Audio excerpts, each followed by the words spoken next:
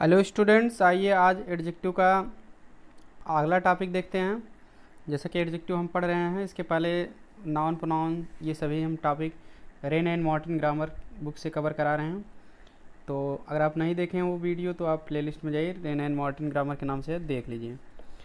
और एडजेक्टिव के प्रकार बता चुके हैं और इसके पॉजिटिव कंपैरेटिव सुपरलेटिव डिग्री बनाने के नियम बता चुके हैं। अब आज की वीडियो में कुछ देखेंगे हम एडजेक्टिव का सही ढंग से प्रयोग, जो कि कंपटीशनल एग्ज़ाम में भी आते हैं और प्लस हाई स्कूल इंटर के एग्ज़ाम में भी आते हैं, इंटर में कॉमन एरर में आता है। तो इसलिए इनका ज्ञान आपको पार्ट्स ऑफ स्पीच का ज़रूरी है, किसी भी क्लास में हो या कंपटीशन की तैयारी कर रहे हो, इनका ज्ञान बहुत ज़रूरी है। इसलिए चल देखते हैं। कुछ इंग्लिश कंपैरेटिव अपने तुलनात्मक अर्थ खो जाने के कारण पॉजिटिव की तरह प्रयोग में आते हैं। मतलब कुछ ऐसे भी इंग्लिश के कंपैरेटिव मतलब कंपैरेटिव डिग्री के एडजेक्टिव हैं जो तुलनात्मक अर्थ खो दिए हैं। मतलब ये तुलना नहीं कर सकते हैं, इनकी तुलना करने का शक्ति ख़त्म हो गई है। तो ठीक है, तो इसलिए पॉजिटिव की तरह ही प्रयोग किए जाते हैं। उनके बाद देन नहीं आता है, यानी कि ऐसे शब्द हैं जो कंपैरेटिव डिग्री के शब्द हैं लेकिन कंपैरेटिव डिग्री के लिए प्रयोग नहीं किए जाते हैं, तो इसलिए इनके बाद देन नहीं आएगा। जैसे वो शब्द जान लीजिए कौन कौन से हैं। फार्मर, ठीक है, फार्मर मतलब पहले वाला, लेटर बाद वाला, इल्डर बड़ा, हाइंडर माने बाधा डालना, अपर, ठीक है, अपर माने ऊपरी, नाइदर मतलब दोनों में से कोई नहीं, इनर माने अंदर का, आउटर मीन्स बाहरी, अटर, अटर माने पूर्ण, अटर से अटरली बना है पूर्ण रूप से। Both the tiger and the leopard are, ठीक है, कैट्स। अब कह रहे हैं कि both the tiger and the leopard are cats, ठीक है।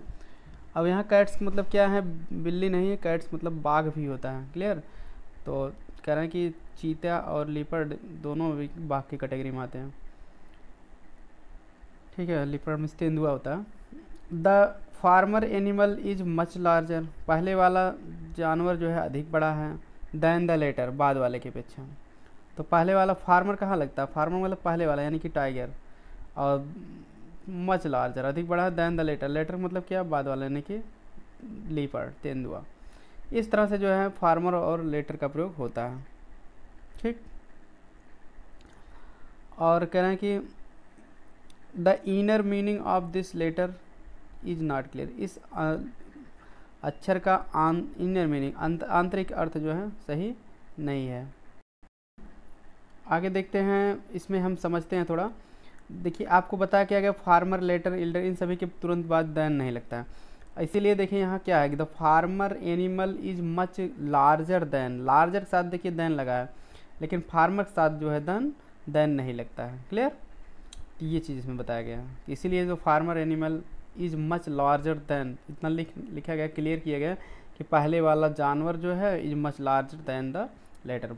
मच लार्जर माने बहुत अधिक बड़ा, मच मीन्स बहुत, लार्जर माने अधिक बड़ा, बहुत अधिक बड़ा है, दैन द लेटर, लेटर मतलब बाद वाला। ये क्रम बताता है, फार्मर पहले का क्रम बताता है, लेटर बाद का क्रम। अब देखिए आगे है the inner meaning of this, ठीक है, इस तरह से लिखा जाएगा तो कर सकते हैं, नहीं तो नहीं।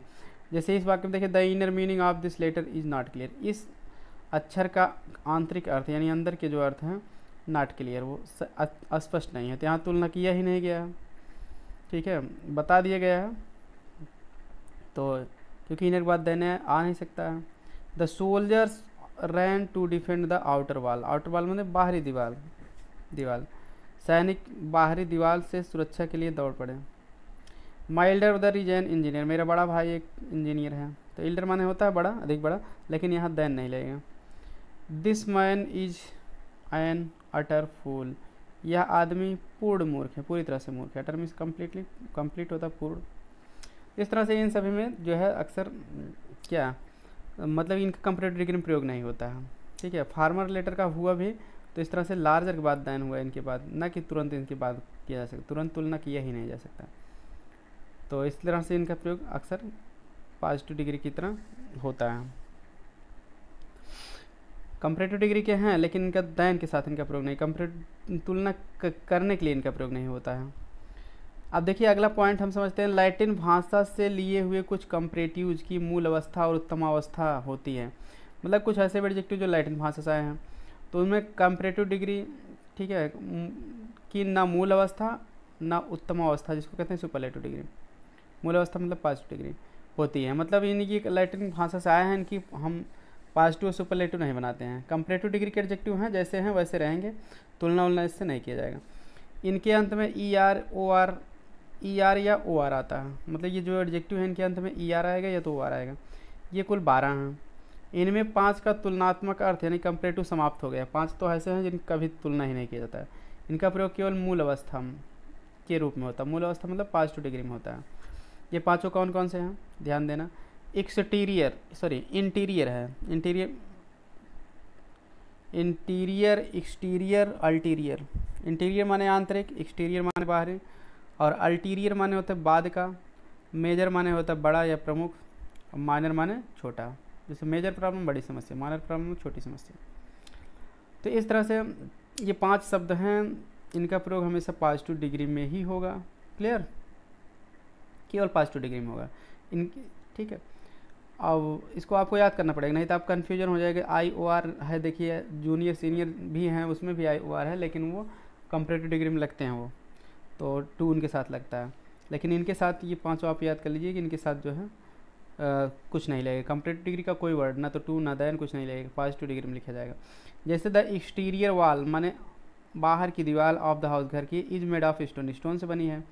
The interior walls are out of wood, और अंदर की दीवार लकड़ी की बनी है, ठीक। तो इस तरह से ये पॉजिटिव डिग्री में प्रयोग हुआ। His age is a matter of minor importance, उसकी उम्र जो है छोटे महत्व का मामला है। उसके जो उम्र है वो थोड़े माइनर इम्पोर्टेंस में थोड़ा बहुत महत्व का मामला है। I have no ulterior motive in offering you help, ठीक है। कह रहे हैं कि मेरे पास कोई नहीं अल्टीरियर मोटिव है, ठीक है। अल्टीरियर मतलब बाद का, मोटिव माने मकसद, उद्देश्य, और इन ऑफरिंग यू हेल्प, तुम्हारी मदद करने के लिए। तो मेरे पास तुम्हारी मदद करने के लिए उद्देश्य, कोई बाद का कोई उद्देश्य नहीं है। इस तरह से यहाँ क्या तुलना उलना नहीं किया गया, देन न लगा, न टू लगा, ये पॉजिटिव डिग्री की तरह 5 प्रयोग किए गए। अब जो 7 और हैं लैटिन भाषा से, सब क्योंकि बताया गया था 12 आए हैं, तो 5 तो ऐसे हैं जिनके पॉजिटिव डिग्री में प्रयोग होता है, 7 हैं कंपैरेटिव डिग्री में प्रयोग किया जाता है। तो देखते हैं कौन कौन से हैं। अन्य 7 उत्तमावस्था विशेषण की तरह प्रयोग होते हैं, किंतु उनके बाद देन की बजाय टू आता है। ये 7 तुलना तो किया जाता है इनसे, लेकिन इनके साथ देन नहीं आएगा, टू आएगा। देख लेते हैं कौन कौन से। कंपैरेटिव डिग्री के बाद देन का प्रयोग होता है, किंतु ओ आर से अंत होने वाले कंपैरेटिव एडजेक्टिव के बाद संबंध सूचक टू का प्रयोग होता है, ठीक है। तो आप ओ आर कहो या आई ओ आर भी कह सकते हो। तो ये मतलब 7 हैं, इनके साथ जो है टू का प्रयोग होगा, इनको आपको याद कर लेना पड़ेगा, ठीक है। नहीं तो आप आई ओ आर ही केवल याद करेंगे कि हाँ आई ओ आर, किताब में अक्सर आपको मिल जाता है आई ओ आर वाले के साथ टू लगता है, लेकिन यहाँ ध्यान देना इंटीरियर और एक्सटीरियर इसमें भी आई ओ आर है, अल्टीरियर में है, इन तीनों में इनके साथ जो है नहीं लगता है। और देखिए मेजर और माइनर में भी ओ आर है, देखिए आई भले नहीं है ओ आर है, तो यहाँ ओ आर बता जा रहा है। तो इनके साथ तो, इन 5 के साथ तो केवल पॉजिटिव डिग्री का प्रयोग होगा 5, लेकिन ये 7 जो है इन्फीरियर, सुपीरियर, प्रायर, ठीक है, अल्टीरियर, पोस्टीरियर, सीनियर, जूनियर, इनके साथ जो है क्या क्या लगेगा, केवल टू लगेगा, देन नहीं लगेगा, ठीक। चलिए एग्जाम्पल देखते हैं, एग्जाम्पल से समझते हैं। Hari is inferior to Ram in intelligence, Hari Ram से जो है बुद्धि में क्या, इन्फीरियर माने घटिया है, मतलब कम बुद्धिमान है, ठीक है। इन्फीरियर मतलब घटिया, सभी का अर्थ भी जान लीजिए। राम इज इंटेलिजेंस, राम से intelligence is superior to Hari's, Ram की बुद्धि हरी से, हरीज मतलब हरी की बुद्धि से, सुपीरियर माने बढ़िया है, तो सुपीरियर माने क्या होता है, बढ़िया। अब देखिए his marriage was prior to his father's death, उसकी शादी उसके पिता की मृत्यु से पहले हुई थी। प्रायर माने होता है पहले, ठीक है, पूर्ववर्ती या पहले, उसको कहते हैं प्रायर, पूर्व, ठीक है, पहले या पूर्व।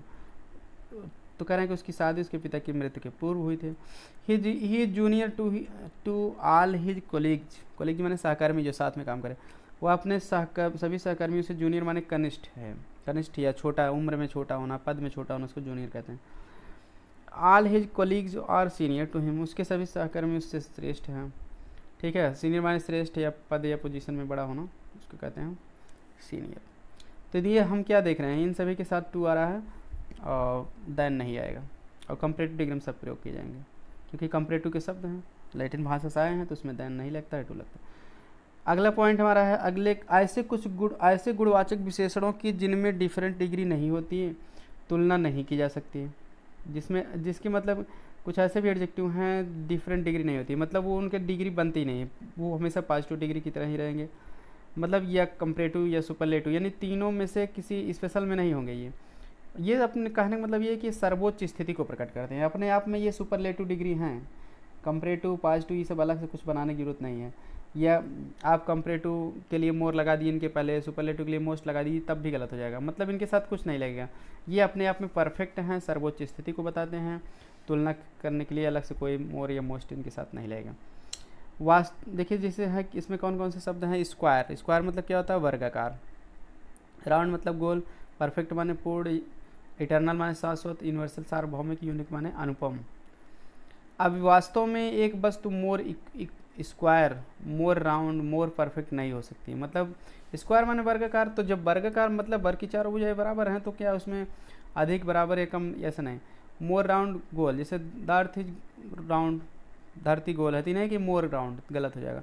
मोर परफेक्ट, जैसे he is more perfect man नहीं होगा, ही इज परफेक्ट मैन, वो आदर्श व्यक्ति है या पूर्ण व्यक्ति है, इस तरह से नहीं हो सकती। कि फिर भी हम कह सकते हैं यथा this is the most perfect specimen, यह सबसे अधिक पूर्ण नमूना है। परफेक्ट मीन्स पूर्ण या आदर्श।